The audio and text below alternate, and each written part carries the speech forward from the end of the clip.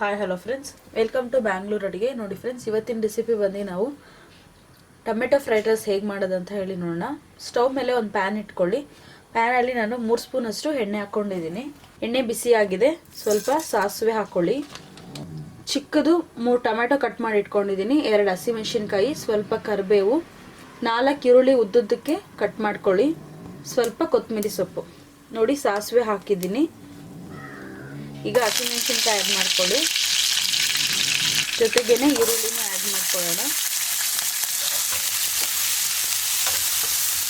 ಕರಿಬೇವು, tomato add ಮಾಡ್ಕೊಳ್ಳಿ.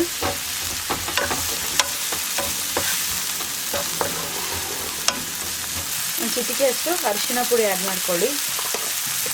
2 ನಿಮಿಷ ನೀವು ಲಿಡ್ಡಾಗಿ ಕ್ಲೋಸ್ ಮಾಡಿದ್ರೆ ಟೊಮೆಟೊ ಬೇಗ ಫ್ರೈ ಆಗುತ್ತೆ. 1 ಸ್ಪೂನಷ್ಟು ರೆಡ್ ಚಿಲ್ಲಿ ಪೌಡರ್ ಹಾಕ್ಕೊಳ್ಳಿ. 1.5 ಸ್ಪೂನಷ್ಟು ಧನಿಯಾ ಪೌಡರು,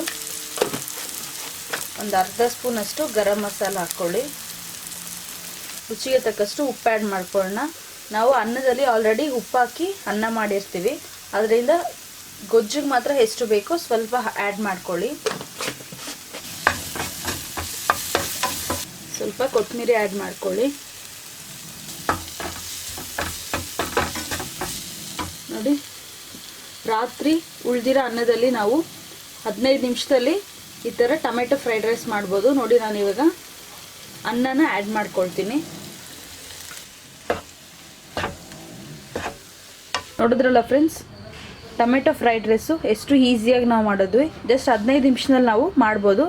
ರಾತ್ರಿ ಉಳಿದಿರೋ ಅನ್ನದಿಂದ ನಾವು ಹೇಗೆ ಫ್ರೈಡ್ ರೈಸ್ ಮಾಡೋದಂತ ಹೇಳಿ ನೋಡಿದ್ವಲ್ಲ, ನೀವು ಒಮ್ಮೆ ಟ್ರೈ ಮಾಡಿ ನೋಡಿ. ಹೇಗಿದೆ ಅಂತ ಹೇಳಿ ನನಗೆ ಕಮೆಂಟ್ಸ್ ಬಾಕ್ಸಲ್ಲಿ ಕಮೆಂಟ್ಸ್ ಮಾಡಿ. ನಿಮ್ಮ ಫ್ರೆಂಡ್ಸ್ ಆ್ಯಂಡ್ ರಿಲೇಟಿವ್ಸ್ ಎಲ್ಲರಿಗೂ ಶೇರ್ ಮಾಡಿ. ಫ್ರೆಂಡ್ಸ್, ಬ್ಯಾಂಗ್ಳೂರ್ ಅಡುಗೆ ಚಾನಲ್ನ ಸಬ್ಸ್ಕ್ರೈಬ್ ಮಾಡಿಟ್ಕೊಳ್ಳಿ. ಪಕ್ಕದಲ್ಲಿರೋ ಬೆಲ್ ಐಕಾನ್ನ ಕ್ಲಿಕ್ ಮಾಡ್ಕೊಳ್ಳಿ. ಆವಾಗಲೇ ನಾನು ಹಾಕೋ ವಿಡಿಯೋ ನಿಮಗೆ ನೋಟಿಫಿಕೇಷನಾಗಿ ಬರುತ್ತೆ. ನನ್ನ ವಿಡಿಯೋನ ನೀವು ಮಿಸ್ ಮಾಡದೆ ನೋಡ್ಬೋದು. Thank you.